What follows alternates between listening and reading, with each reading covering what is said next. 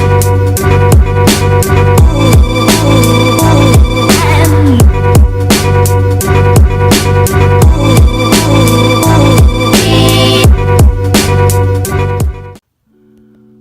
to OnRoad Reviews. Today I'll be going over how to properly wash your car. When washing, you want to make sure to go through these 4 main steps. Rinse, use soap, rinse off, then dry.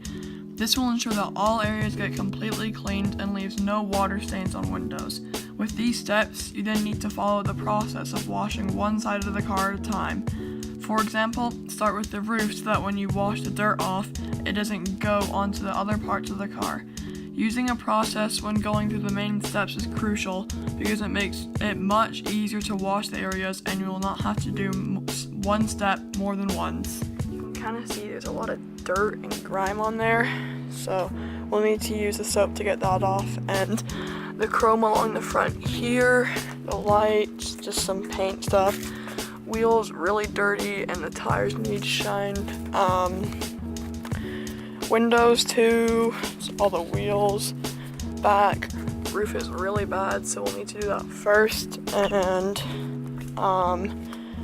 then I'll probably go over the interior and just clean that up a little bit.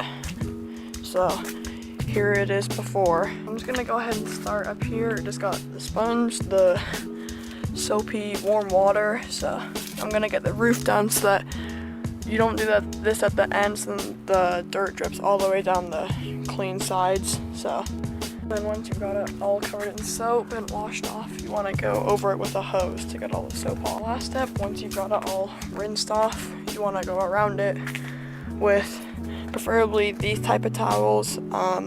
They just dry it off much better than normal towels and they get rid of all the water marks. So then you just want to repeat these steps on every part of the car.